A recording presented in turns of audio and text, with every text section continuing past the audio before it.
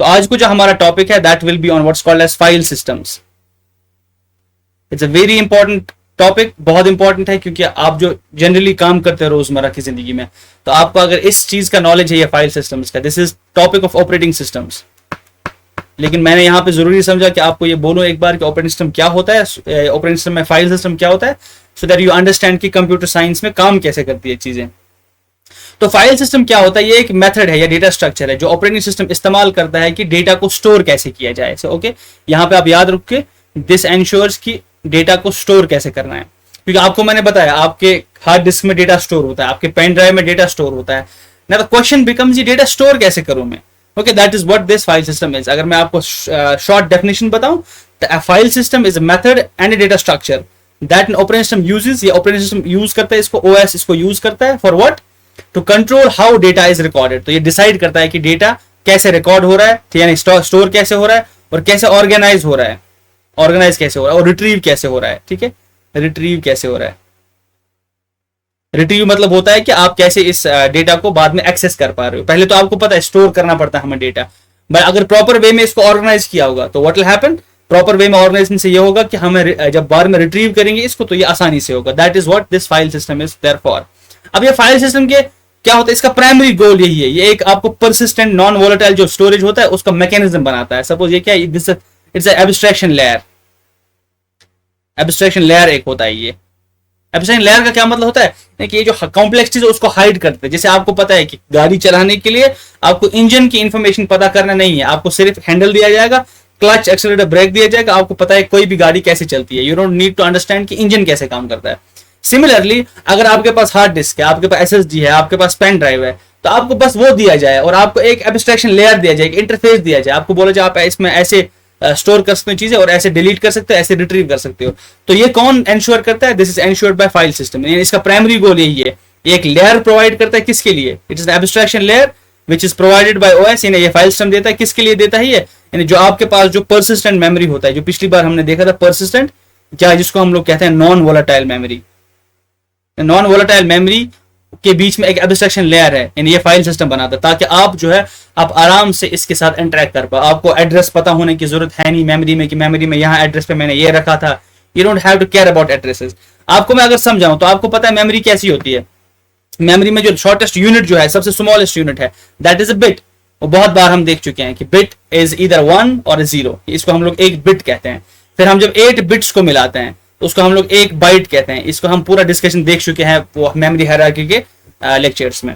Now what you see is, आपको मैंने बताया है कि हर मेमोरी का अपना एड्रेस होता है, लेकिन अब हम हर बिट के लिए एड्रेस नहीं रखते हैं। जनरली हम क्या करते हैं, हम हर एक वर्ड का एड्रेस रखते हैं, which is called as word. Word क्या होता है, this is smallest addressable unit. याद रखोगे सब लोग, this is smallest addressable unit, addressable unit. अब आपके क्या होता है, आपके मोहल्ले में घर होते हैं तो हर घर का एड्रेस होता है, ठीक है।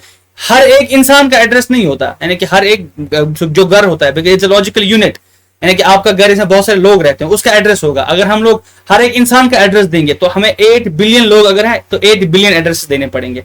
तो वैसे हमें एक बिट का एड्रेस नहीं देते, हम कुछ बिट्स को क्लब करते हैं जिसको हम लोग वर्ड बोलते हैं। ये एक बाइट हो सकता है, एक से ज्यादा बाइट्स हो सकता है ये word, it can be more और इक्वल टू 1 बाइट, ठीक है। उसको जनरली हम वर्ड कहते हैं, यानी कि जितने चीज का हम लोग एड्रेस देंगे उसको हम लोग वर्ड कहेंगे। अगर तो वो बाइट एक बाइट है तो उसको हम लोग बोलेंगे बाइट एड्रेसेबल, यानी मैं हर एक बाइट का एक एड्रेस दिया गया है। मान लेते हैं ऐसे कि आपके पास मेमोरी है, यू हैव सम मेमोरी, और मेमोरी आपके पास 1 गीगाबाइट है। तो 1 गीगाबाइट का मतलब क्या है, आपके पास you have these many number of bytes, यानी इनटू मल्टीप्लाई 8 से करो, you have these many number of bits. आपके पास इतने बिट्स की मेमोरी है, अगर मैं इसको बिट्स में लिख दूं तो अगर आपके पास अब आपको कोई चीज स्टोर करनी है तो एड्रेस तो होना चाहिए। तो अब हम लोग क्या करते हैं, हम लोग मान लेते हैं एक एक बाइट का एड्रेस लिख लेते हैं, यानी कि इस पूरी मेमोरी को हम डिवाइड करते हैं एक एक बाइट में। मान लो जो एक डब्बा है, दिस इज 1 बाइट, यहाँ पे जो एक डब्बा है इसको एक बाइट मान सकते हैं हम लोग, दूसरा बाइट, तीसरा बाइट, ऐसे ऐसे करके यहाँ पे लास्ट में जो ये आगे, दिस इज 102 थर्ड बाइट। अगर हम 0 से स्टार्ट करेंगे, अगर हम 0 बाइट से स्टार्ट करेंगे, 0 बाइट से लेके 1023 बाइट्स इसमें है, क्योंकि टोटल में इसमें कितने हैं, सपोज यू हैव 1 गीगाबाइट्स, आपके पास इतनी बाइट्स है। तो अगर ये इतनी बाइट्स है तो हर एक यहाँ पे इस ब्लॉक का, यानी इस वर्ड का यहाँ पे अपना एड्रेस लिखा होगा। You will have an address of this. तो कंप्यूटर अंदर से क्या करता है, व्हेनेवर यू पेस्ट समथिंग, जब भी आप राइट ऑपरेशन करते हो, याद रखो मेरी बात, जब भी आप कंप्यूटर में राइट ऑपरेशन करते हो, आप कोई फाइल डाउनलोड करते हो जो आपके कंप्यूटर में स्टोर होती है, तो व्हाट हैपेंस, तो वो कहीं ना कहीं मेमोरी में स्टोर होता है।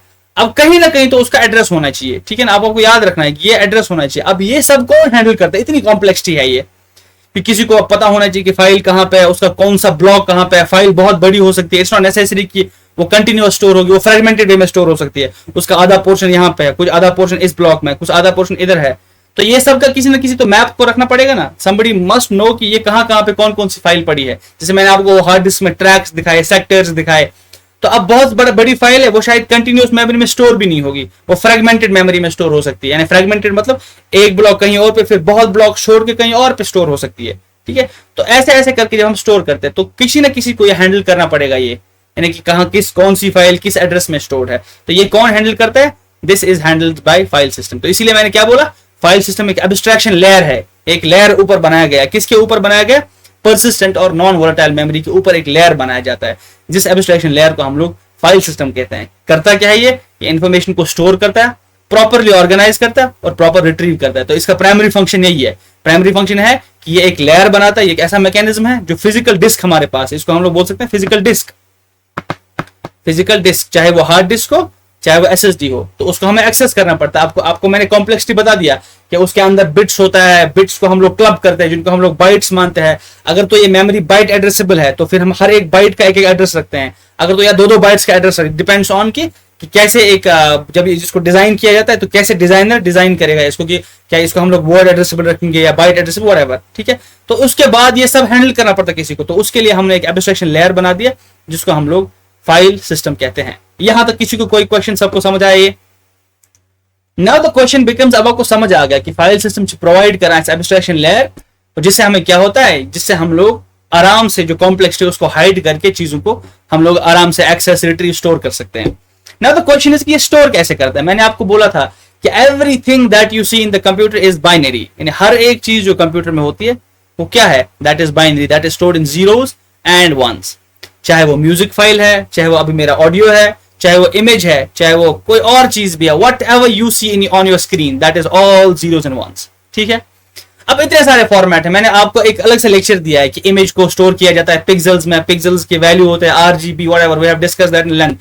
ऐसे ही हमारे पास जो ऑडियो होता है इसको हम लोग वेव फॉर्म्स में कैप्चर करते हैं, जिसको हम लोग स्पेक्ट्रोग्राम्स कहते हैं। वैसे ही हमारे पास टेक्स्ट जो है, टेक्स्ट को हम लोग, आपने देखा था एस्काई और यूनिकोड, उसमें वो स्टोर होता है। बेसिकली एवरीथिंग जो अंडरलाइंग है वो क्या है, वो ये बाइनरी होता है ना। अब हमारे कंप्यूटर को कैसे पता चल जाता है कोई जो चीज है ये वीडियो है, कोई जो चीज है ये टेक्स्ट फॉर्मेट है, ये JPEG फॉर्मेट है, ये फॉर्मेट, कैसे पता चल जाता है कि इसको मुझे इस व्यूवर से खोलना है। तो हम क्या देखते हैं, वी विल सी कि कोर एब्स्ट्रैक्शन में ये क्या करता है कि लॉजिकल व्यू एक देखेंगे हम लोग। हमारे पास कोई फाइल हो सकता है, अब फाइल का मतलब क्या है, named collection of logically related bytes. आपके पास क्या, आपके पास कोई फाइल है, मतलब कोई भी चीज है जिसमें आपके पास कोई मेमोरी लेता है, यानी आपके पास एक चंक ऑफ बाइट्स या ब्लॉक्स है, जिसको हम लोग बाइट्स या ब्लॉक्स कहेंगे। कुछ मेमोरी में कुछ चीजें पड़ी which are related, these are related chunks. अगर आपके पास एक इमेज स्टोर्ड है तो इसका मतलब उसका कुछ तो मेमोरी होगा। कोई इमेज सपोज 4 मेगाबाइट्स की हो सकती है, कोई इमेज 10 मेगाबाइट्स की होती है, कोई वीडियो 1 गीगाबाइट्स का होता है, समथिंग ऑफ दिस सॉर्ट, ठीक है। ये सब चीजें जो हो रही है, ये सब चीजें मैं आपको बता रहा हूं, यानी कि ये सब रिलेटेड चंक्स होते हैं। इस चीज को हम लोग फाइल कहते हैं। अगर कोई आपको बताए कि एक फाइल क्या होता है, आप उसको बताओगे कि जब हम कोई डेटा स्टोर करते हैं, कुछ डेटा रिलेटेड होता है। मान लेते एक इमेज है, उसमें 4 मेगाबाइट्स है, तो यानी कि अगर ये मेमोरी जो है इट इज बाइट एड्रेसेबल, तो उसमें जो ये 4 मेगाबाइट्स है, यानी इतने सारे बाइट्स जो है वो रिलेटेड है आपस में, तो इसको हम लोग एक फाइल मान सकते हैं। तो simply put, A file is a named collection, ठीक है। अब इसको क्या, इनको हम लोग नाम देना है, ये जो रिलेटेड चंक्स, इसको हम लोग एक नाम को रखते हैं, it's a named collection. It's a named collection of logically related bytes या ब्लॉक्स को। ये आपकी जो आपको जब दिखता है ना, कोई भी चीज कंप्यूटर में दिख रही है, छोटी चीज, वो आपको फाइल में दिख रही है, चाहे आपको इमेज फाइल हो, चाहे आपके पास प्रोग्राम फाइल हो, वो सब में क्या होता है, इट सपोज आपके पास आपने कोई इमेज सेव किया, आप ऐसा लिख देते हो उसमें, आपके पास सपोज साइफर का एक इमेज होता है, ये जनरली आप अपने आप को हैकर लिखेगा, hacker.jpg, ठीक है। ये हैकर जो है, इसमें मान लेते हैं 2 मेगाबाइट्स है, तो ये 2 मेगाबाइट्स आपस में रिलेटेड है और इनका एक नाम भी है, दैट इज दिस hacker.jpg। तो अब इसको हम लोग फाइल कहते हैं। A file is a named collection of logically related bytes या blocks, जो आपस में इनके वो डेटा होता है वो रिलेटेड होता है। यानी ये आपका क्या है, this is smallest unit of storage, यानी जो यूजर को दिखता है, this is visible to user, visible to user. Single memory block is not visible to user. जब मैंने आपको बताया एक ब्लॉक जो है it is smallest unit of memory, addressable memory है, ये smallest addressable unit of memory. तो यहाँ पे मैं वो बता रहा था जो अंदर दिखता है, जो आम यूजर को नहीं पता है, लेकिन जो हार्ड डिस्क में स्मॉलेस्ट एड्रेसेबल यूनिट होता है, लेकिन जो यूजर को दिखता है smallest unit, that is this file. अब ये फाइल क्या है फिर मैं आपको बताता हूं। It's a named collection of logically related bytes, यानी कि जो आपके पास लॉजिकली रिलेटेड बाइट्स है आपस में या ब्लॉक्स है, तो उनका एक कलेक्शन, जब उसको हम नाम देते हैं तो ये क्या होता है, this is called a file, this is the smallest visible unit. ठीक है, this is smallest visible unit to the user. ये यूजर को दिखता है, ये सब स्मॉलेस्ट यूजर है। अगर आपको कोई बताएगा स्मॉलेस्ट एड्रेसेबल क्या है, दैट इज द वर्ड, पर वो वर्ड यूजर को नहीं दिखाई देता। ठीक है, तो पहली चीज हमने यहाँ पे फाइल देखी। उसके बाद क्या होता है, अगर आप बहुत सारी फाइल्स को मिलाओगे, ठीक है, आप ऐसा कंटेनर बनाओगे जिसमें ये बहुत सारी फाइल्स आप ड्रॉप कर सकते हो, उसको हम लोग डायरेक्टरी कहते हैं। डायरेक्टरी, पहले तो आपने फाइल देखा, इमेज एक फाइल है, म्यूजिक एक फाइल है, आपका प्रोग्राम एक फाइल, ये सब फाइल्स होती है। जिस जहां पे आप इसको रखते हो, यानी जिसको आप लोग फोल्डर कहते हो, उस फोल्डर को असल में टेक्निकल टर्मिनोलॉजी में डायरेक्टरी कहते हैं। ठीक है, इट्स अ कंटेनर। इसमें क्या होता है, इसमें लिस्ट ऑफ फाइल्स या सब डायरेक्टरीज हो सकते हैं। इट मे कंटेन फाइल्स, या इसमें सब डायरेक्टरीज हो सकती है, यानी सब फोल्डर्स हो सकते हैं, यानी फोल्डर के अंदर फोल्डर, उसको हम लोग फोल्डर या डायरेक्टरी कहते हैं। और हर एक के चीज के रिलेटेड क्या होता है, उसको हम लोग कहते हैं मेटा डेटा। मेटा डेटा का मतलब होता है डेटा के मुतलिक data, the data which describing data. अगर हमारे पास कुछ डेटा है और उसके बारे में हमें कुछ बोलना है, तो उस चीज को हम लोग मेटा डेटा बोलते हैं। मान लेते हैं कि उसका कितना साइज है, ठीक है, कोई फाइल है हमारे पास, उसका हमें साइज पता करना है, तो this is Meta data about that data. आपका इमेज है, मैंने आपको साइज बता दिया, इसको कब क्रिएट किया गया, ठीक है, सिमिलर इसको कब मॉडिफाई किया गया, लास्ट कब मॉडिफाई किया गया, इसको किसने एक्सेस किया, इस फाइल का ओनर कौन है, ठीक है, ये फाइल्स में सपोज रेफरेंस काउंट, ये कितनी बार हार्ड डिस्क में इसको रेफरेंस किया गया, और भी बहुत सारी इंफॉर्मेशन होती है जिसको हम लोग कहते हैं मेटा डेटा, यानी कि data about data, data about data. फिर मैं आपको याद दिला दूं what is a file. File जो होता है वो लॉजिकल यूनिट्स जो रिलेटेड होते हैं उनको हम लोग लॉजिकली कंबाइन करते हैं और कुछ नाम देते हैं जिसको हम लोग फाइल कहते हैं। अब फाइल में क्या होता है, हम लोग को एक स्ट्रक्चर बनाते हैं जिसको हम लोग कहते हैं डायरेक्टरी। उसमें हमारे पास फाइल्स हो सकती है या और सब डायरेक्टरी हो जिसको हम लोग फोल्डर भी कहते हैं। और हमारे पास क्या होता है, और हमारे पास होता है what's called as metadata. Metadata मतलब क्या होता है कि उसमें साइज होगा, उसमें डेटा अबाउट डेटा, ठीक है, कुछ डेटा जो डेटा के बारे में कुछ बोल रहा होगा, इसका साइज कितना है, इसका ओनर कौन है, इसका ग्रुप आईडी क्या है, permission control, pointers, reference count और बहुत सारी चीजें होती है जो मैं यहाँ पे नहीं लिख रहा, क्योंकि हर एक फाइल के बारे में हमारा ये इंफॉर्मेशन होना बहुत ही जरूरी है। यहां तक आप सबको समझ आया, कोई क्वेश्चन यहां तक किसी को? ठीक है, again to tell you this thing, operating systems have two modes. एक मोड को हम लोग कहते हैं कमांड लाइन बेस्ड, जिसमें हम लोग कमांड सीखेंगे। तो one thing is called as GUI based, graphical user interface based, जिसमें आपको ग्राफिक्स दिख रहे होते हैं। तो आप जब फोन चला रहे होते हो या कंप्यूटर चला रहे हो, आप ऑन करते हो और फिर माउस को ड्रैग करते हो वहां पे, और वहां पे डबल क्लिक करके कोई फोल्डर ओपन कर दिया, कोई प्रोग्राम ओपन कर देते हो, ठीक है। लेकिन आपका अगर आप प्रोसीजर देखोगे, you will drag the cursor there, फिर उस पर क्लिक करोगे, तो once you click on that, तो उसके बाद वो फोल्डर या फाइल ओपन होता है। अब लेकिन वहां पे आपको किसने दिखाया कि आपको किस फोल्डर में जाना है? आप डेस्कटॉप पे जाते हो, कभी आप डाउनलोड्स फोल्डर में जाते हो, कभी आप सपोज म्यूजिक फाइल में जाते हो, आपने जो फोल्डर्स क्रिएट कर रखे होते हैं। The same thing can be done on command line. अभी तक मेजरली आप में से लोगों ने देखा होगा कि आप क्या कर रहे होते हो, आप ये जनरली काम कर रहे होते हो ग्राफिक्स बेस पे, आप वहां पे कर्सर से कर रहे होते हो। Same thing can be done on command line पे, जो आप यहाँ पे मेरी स्क्रीन पे देख, दिस कॉल्ड अ टर्मिनल, यानी मैं लिनक्स में हूं, वहां पे एक टर्मिनल है। अगर मैं यहाँ पे pwd लिखूं, pwd एक कमांड है, इसका मतलब होता है प्रेजेंट वर्किंग डायरेक्टरी, यानी कि मैं किस डायरेक्टरी में काम कर रहा हूं। तो अगर मैं एंटर करूं, यहाँ पे आपको दिख रहा होगा /home/मूसा, यानी कि आप एक फोल्डर में हो जिसका नाम है मूसा, उस फोल्डर में एक और होम फोल्डर में, उस एक फोल्डर में और एक फोल्डर जिसका नाम है मूसा, आप वहां पे काम कर रहे हो। तो मुझे अगर उसको बताना है क्या इस फोल्डर के अंदर कोई और फोल्डर है क्या, मैं उसमें लिखूंगा कमांड ls मतलब होता है इसको लिस्ट करो। तो यहाँ पे आप देख पा रहे हैं ये सबको लिस्ट कर रहा है कि मेरे पास कौन कौन सी डायरेक्टरीज है, कौन कौन से फाइल्स है। यहाँ पे बहुत सारे वीडियोस है, और यहाँ पे आप देख सकते हो मेरे पास एक डॉक्यूमेंट्स का एक ये है, मेरे पास डाउनलोड्स का अलग एक फोल्डर बना पड़ा है। I can show you GUI also, मैं यही चीज आपको ग्राफिक्स यूजर इंटरफेस में दिखा सकता हूँ, ठीक है ना, यही चीज। अब अगर मुझे किसी और फोल्डर में जाना है, जनरली आप क्या करते हो, डबल क्लिक, आप क्लिक करके उसमें जाते हो। अब लिनक्स में कमांड क्या है, अगर मुझे डेस्कटॉप पे जाना है, मैं क्या लिखूंगा CD, फिर मैं लिखूंगा डेस्कटॉप। यहाँ पे आप देख सकते हो CD मतलब होता है चेंज डायरेक्टरी, डायरेक्टरी को चेंज करो, और मैं डेस्कटॉप पे एंटर कर रहा हूँ। और यहाँ पे आप देखो, अगर मैं लिखूंगा present working directory pwd enter करूंगा, तो आप यहाँ पे देख रहे हो अब मैं होम मूसा /डेस्कटॉप पे हूं, यानी कि पहला डायरेक्टरी जो है होम है, दूसरा जो है मूसा है, तीसरा जो है वो डेस्कटॉप है। तो अब मैं डेस्कटॉप पहुंचा। अब मुझे अगर कोई चीज इसमें देखना है, मैं यहाँ पे क्या लिखूं, एलएस मतलब यहाँ पे आपको दिखाई दे रहा है कि यहाँ पे इतनी सारी फाइल्स है। अगर मुझे आप सपोज कोई फाइल यहाँ पे दिखाना है, यहाँ पे बहुत सारे आपको दिख रहे होंगे चीजें, यहाँ पे एक टेस्ट एग्जाम्पल exam.json लिखा हुआ है। अगर मुझे इसको ओपन करना है, अगर मुझे इसमें देखना है कि इसमें कंटेंट क्या है, तो एक कमांड है लिनक्स में, उसको हम लोग कैट कहते हैं। कैट, यहाँ पे एक जो फाइल का नाम लिखा हुआ है दैट वाज टेस्ट एग्जाम्पल, मैं उसको लिखूंगा टेस्ट, उसके बाद example.json। अब जैसे ही मैं क्लिक करूंगा जो भी कंटेंट इस फाइल्स में वो यहाँ पे डिस्प्ले होगा। यू सी, इसमें ये कंटेंट है। इस फाइल में आपको जो दिख रहा है ये कंटेंट था, ये आपको टर्मिनल पे दिख रहा है। देखो मैंने ये सारा काम कमांड लाइन से किया। पहले मैं एक फोल्डर पे गया, वहां पे फोल्डर चेंज किया, उसके बाद मैंने किसी फाइल को वहां से ओपन किया। अब इस फाइल को मैं एडिट कर सकता हूँ, कैसे मैं आपको दिखाता हूँ। यहाँ पे एक एडिटर है, उसको हम लोग नैनो कहते हैं। मैं यहाँ पे लिख सकता हूँ नैनो, और उसके बाद यही जो फाइल है टेस्ट एग्जाम वाला जो फाइल है टेस्ट एग्जाम, मैं यहाँ पे लिख रहा हूँ .json। अब आप देखो कि इसको मैं एडिट कर सकता हूँ। This is called as nano editor. ये जो आपको मैं दिखा रहा हूँ, आपको मैं ये सब चीज अभी कमांड लाइन पे दिखा रहा हूँ। लेकिन आप जो काम कर रहे हो अभी विंडोज पे, वो आप किससे करते हो?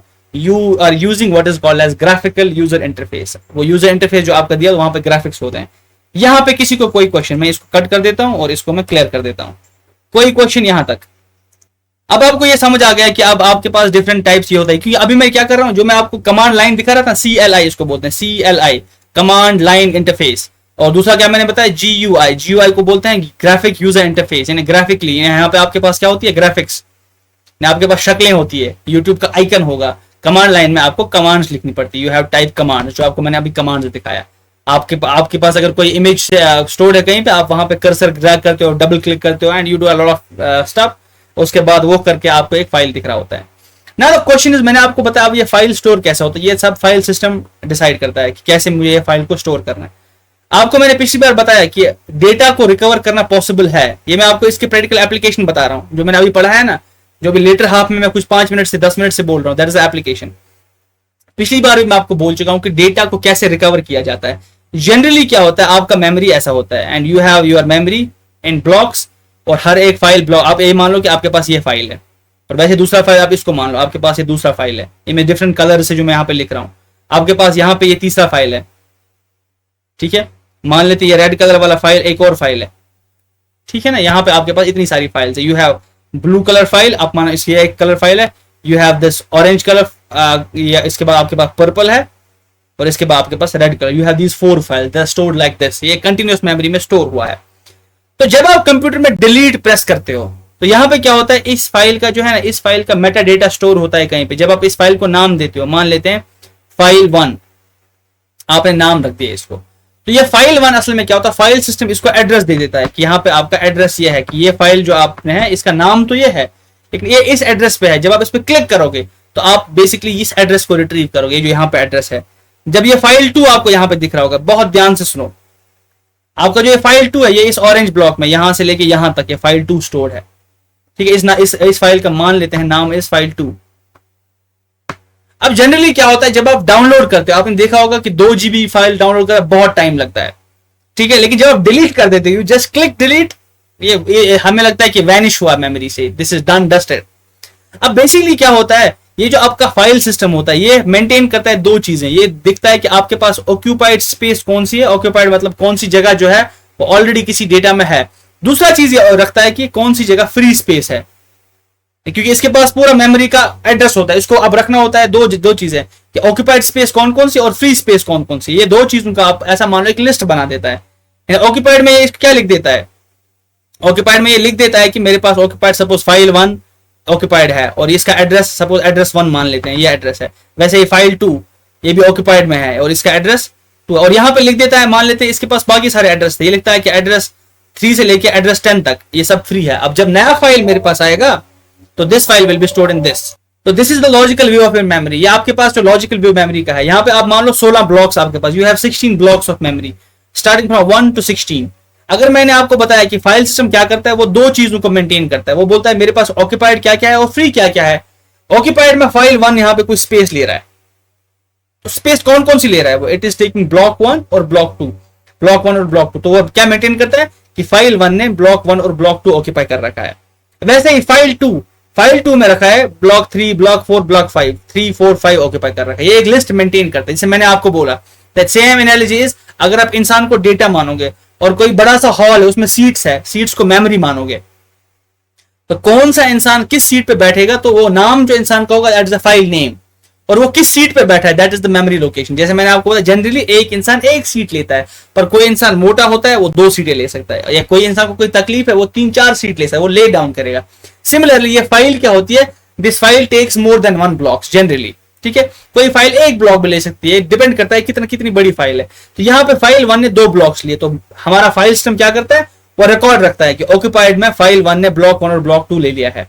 वैसे ही फाइल 2 ने 3, 4, 5 रखा है, फाइल 3 ने ऐसे करके 6, वैसे सपोज 6, 7, 8, 9 ऐसा करके रखा है, और वो ऐसे नंबरिंग करता है। और यहाँ पे हमारे पास बाकी ब्लॉक जो है वो फ्री ब्लॉक्स है, यानी एड्रेस से मान लेते हैं यहां से लेके यहां तक है, ये 16 मान लो, 15, this is 14, this is suppose 13 and this is 12। Address number 12 से लेके एड्रेस नंबर 16 तक फ्री है।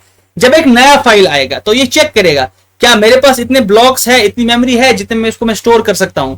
अगर तो वो मेमोरी है, सपोज ये ब्लॉक का आप मान लो 1 बाइट का है, दिस इज 1, 1, 1, ये कितनी बाइट्स हमारे पास है, 5 बाइट्स। अगर मुझे एक फाइल डालना है, अब यहाँ पे फ्री स्पेस मेरे पास कितनी है, 5 बाइट्स, कहां से लेके कहां तक, इसके पूरा रिकॉर्ड है कौन कौन से ब्लॉक फ्री है। तो जैसे मुझे एक फाइल डाउनलोड करना है, तो अगर तो वो 5 बाइट से लेस देन था तो वो इसको यहाँ पे ऐसा, अगर वो 4 बाइट्स की हुई मान लेते हैं तो उसको वो यहाँ असाइन कर देगा इन ब्लॉक्स में।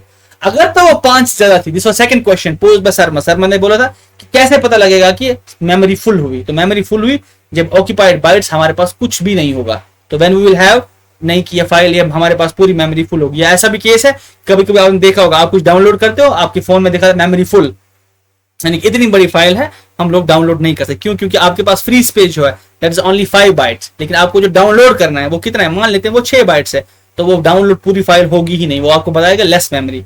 किसी केस में आपको बताएगा नो मेमोरी लेफ्ट, अगर आपकी मेमोरी जो है वो फुल होती है। This is how memory is, ऐसी फाइल स्टोर होती है। अब मैंने आपको ये क्यों बताया, तो मैं आपको बताने वाला था कि जब हम लोग डाउनलोड करते हैं तो बहुत टाइम लगता है इस डेटा को डाउनलोड करने में। 2 GB को आपने देखा होगा, कभी 10 मिनट, कभी 15 मिनट, डिपेंड्स ऑन स्पीड।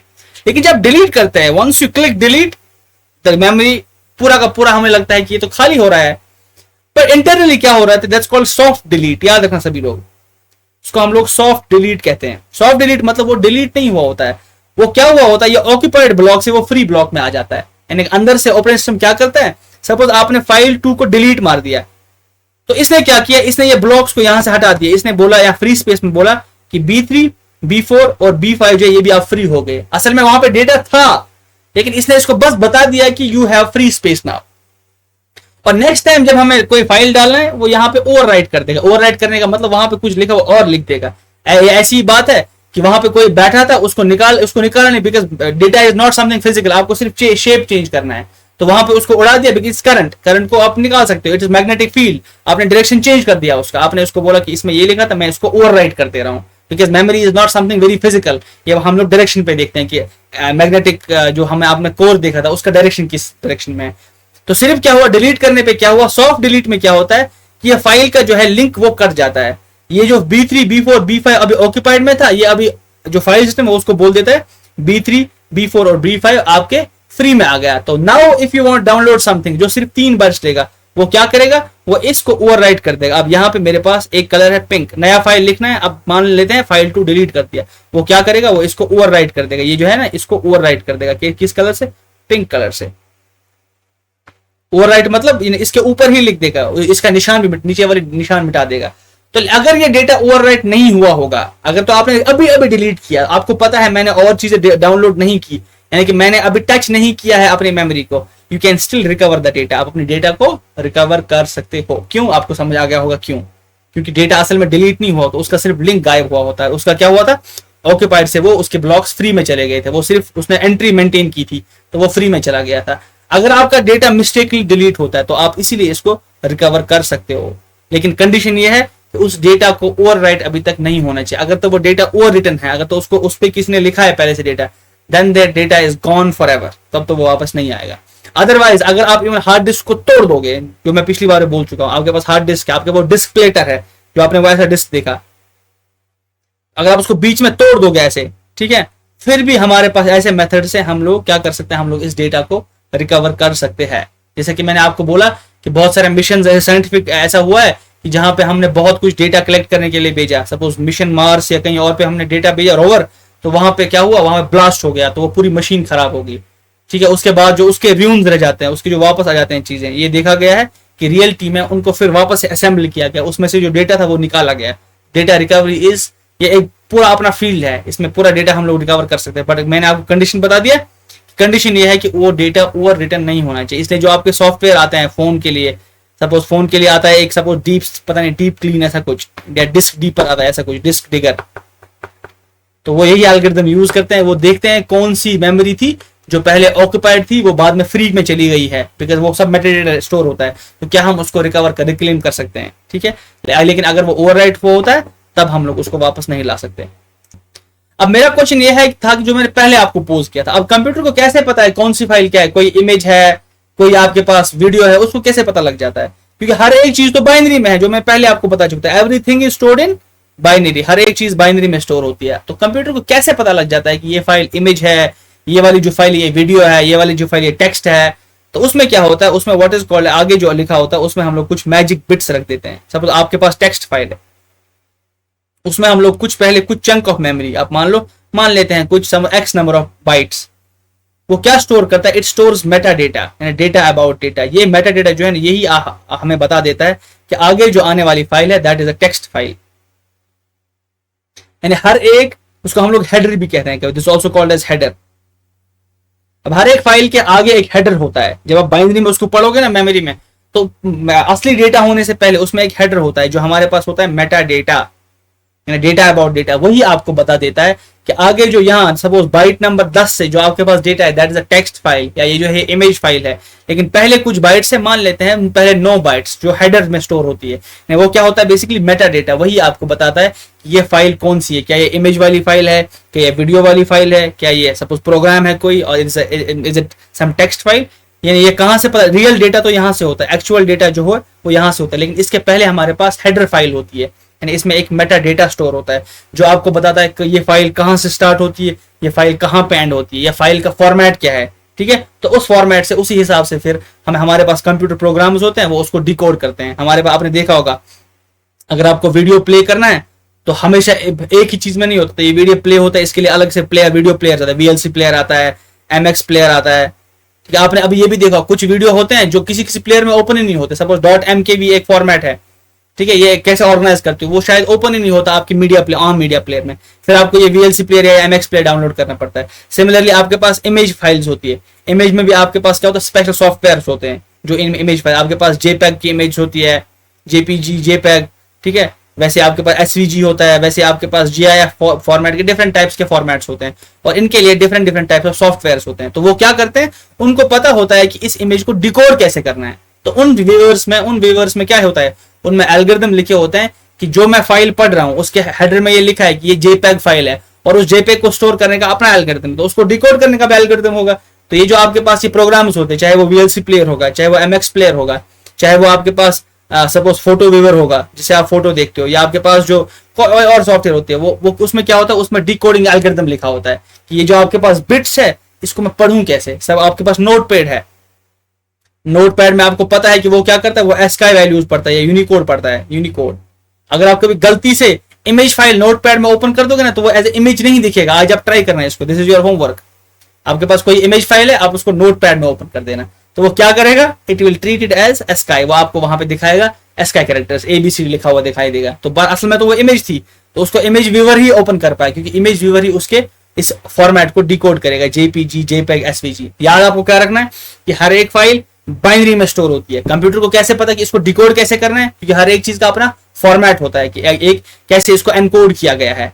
ठीक है, अब वो कैसे पता चलता है, that is in the header file. Header file में बहुत सारा मेटा डेटा होता है, जिसमें क्या बताया जाता है कि ये फाइल का फॉर्मेट क्या है, ये फाइल के कहाँ से स्टार्ट होती है, कहाँ पे एंड होती है, ये सब चीजें वहां पे मेटा डेटा में लिखी होती है। तो इस मेटा डेटा का यूज करते हुए फिर हम लोग, हमारा जो ऑपरेटिंग सिस्टम है वो डिसाइड करता है कि इस फाइल को किस चीज में हमें ओपन करता है। अगर वो इमेज फाइल है तो इसको हम लोग इमेज व्यूअर में ओपन करेंगे, अगर वो हमारे पास ऑडियो फाइल है इसको हम लोग ऑडियो प्लेयर से ओपन करेंगे, अगर मेरे पास वो वीडियो है सिमिलरली उसको हम लोग वीडियो प्लेयर से ओपन करेंगे। तो आपके लिए क्वेश्चन ये है जो मुझे बताएगा। तो टू समराइज दिस, मैंने आपको क्या बोला, हर एक फाइल जो होती है वो बाइनरी होती है, उसके आगे एक हेडर लिखा होता है, उस हेडर में कुछ बाइट्स ऑक्यूपाई होती है। तो once you have those files, तो उसमें आपके पास इंफॉर्मेशन लिखा होता है, ये किस टाइप की फाइल है, ये कहाँ से स्टार्ट होती है, कहाँ पे एंड होती है, वो सब डेटा उसके बारे में लिखा होता है। तो मैंने आपको बहुत ही इंटरेस्टिंग फैक्ट बोला कि अगर आपके पास कोई इमेज को किसी ने आपको इमेज डेटा भेज दिया और उसको पता है उसको उसकी बाइनरी लिखनी आती है, तो उसने उसके बाइनरी को ओपन कर दिया। अब वो क्या करता है, वो अगर उसमें कुछ बाइट्स ऐसा डालेगा विच इज मलिशियस, वो कुछ ऐसा है जो आपके कंप्यूटर पे कोई एक्टिविटी करेगा, तो ऐसे भी लोग अटैक कर सकते हैं। वो आपको कोई इमेज फाइल भेजेंगे या आपको कोई म्यूजिक फाइल भेजेंगे, आपको लगेगा जनरली ये तो म्यूजिक है, ये तो इमेज फाइल इसने भेज दिया, लेकिन शायद अगर वो मलिशियस यूजर था तो वो क्या करेगा, उसमें कुछ बाइट्स को एम्बेड करेगा which will be malicious code, जो आपके लैपटॉप या आपके फोन को कंट्रोल कर सकता है। तो ऐसे भी लोग कर सकते हैं।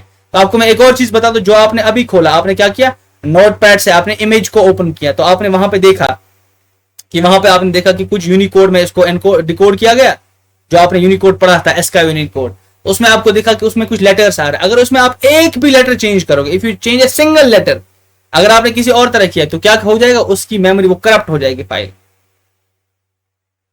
आप आज ये करके देखना, आप क्या करोगे, कोई फाइल को नोटपैड से ओपन कर देना, ठीक है। तो उसके बाद क्या करना, उसमें कुछ लेटर्स बीच में डाल देना, 2-3 जगह पे लेटर्स को डाल देना। आप देखोगे बाद में जब उसको आप इमेज व्यूवर से इमेज को व्यू करने जाओगे तो वो करप्ट दिखाएगा, वो दिखाएगा ये फाइल मेरे से ओपन ही नहीं हो रहा है। क्यों? क्योंकि आपने उसका बिट पैटर्न बिगाड़ दिया। तो बिट पैटर्न बिगड़ने से क्या होता है, वो फाइल करप्ट हो जाते हैं। आप ऐसे करके भी प्रॉब्लम्स क्रिएट कर सकते हो। सपोज आपको जेल में भर दिया गया, ठीक है, आपको मुझे आप कोई इन्फॉर्मेशन भेजना है, ठीक है, आपको मुझे एज एन इमेज इन्फॉर्मेशन देना है, लेकिन वो मुझे बता रहा है कि आप सिर्फ इसके साथ चैट कर सकते हो। तो आप मुझे एक ऐसी फाइल भेज सकते हो जो यूनिकोड में लिखी हो सकती है, जो फाइल है तो वो एज ए टेक्स्ट दिखेगी दूसरे इंसान को। लेकिन अगर आप मुझे बताओगे कि इसका मैंने ये बिट करप्ट कर दिया है, तो आप बाद में इस बिट को निकाल देना और बाद में इसको इमेज व्यूअर से आप लिख देना। तो अब मैं क्या कर सकता हूँ, उस करप्टेड इमेज से वापस मैं रियल इमेज ला सकता हूँ। यहाँ पे आई एम नॉट एनकरेजिंग कि आप जेल जाओ फिर ऐसे कम्युनिकेट करो। I am just telling you कि how much powerful you get because of information. अगर आपको कोई चीज पता है तो आपके पास कितना सारा पावर आ जाता है। इसलिए जो बताते हैं ना एजुकेशन इज पावर, वो इसीलिए बोल देते हैं। वो क्यों बोल देते एजुकेशन इज पावर? क्योंकि इस बंदे को डिसीजन मेकिंग, इसको पता है कि रियल वर्ल्ड काम कैसे करता है, इसको पता है कि इस चीज से क्या हो सकता है, इस चीज के फायदे क्या है, नुकसान क्या है। लेकिन उसके लिए मस्ट है you have to educate yourself. और बहुत लोग आपको क्या करेंगे, वो आपको एआई बेचेंगे कि I will teach you AI. By God, इनको एआई नहीं पता होगा। अगर आपको कोई बताएगा ना कि कंप्यूटिंग के बगैर आपको एआई पढ़ाया जाएगा, तो आपको कोई चीज समझ नहीं आएगी। क्यों? क्योंकि मैंने आपको दूसरी चीज बताई है कि लर्निंग इज वेरी हार्ड। आपको मेहनत करना पड़ेगा, आराम से आहिस्ता आहिस्ता चल के आपको चीजें सीखने को मिलती है। इट्स नॉट दैट कि मैं आपका स्विच ऑन करूंगा एंड इट विल टेक से 10 मिनट्स, 2 मंथ्स, 1 मंथ आप एआई के एक्सपर्ट बनोगे। बहुत सारे ऐड आप यूट्यूब पे देख रहे होंगे, बहुत सारे लोग आपको बोल रहे होंगे कि मैं 2 मंथ का कोई एआई कोर्स करता हूँ। This is not happening this way, क्योंकि यहीं पे मैं आपके फंडामेंटल स्ट्रॉन्ग कर रहा हूँ। तो इंशाल्लाह जब आप देखोगे डाउन द लाइन, आप अपनी लाइफ में आगे जाओगे, यू विल सी आफ्टर से 5 years, after 7 years, you will cherish these moments। आपको याद आएगा कि अच्छा किया हमने कि हमने फंडामेंटल्स अपने स्ट्रॉन्ग किए, क्योंकि अभी जो कॉन्सेप्ट कोई मुझे बता रहा है तो I can understand way better than others. आप यही चीज किसी भी कंप्यूटर सेंटर वाले से आप पूछो, ठीक है।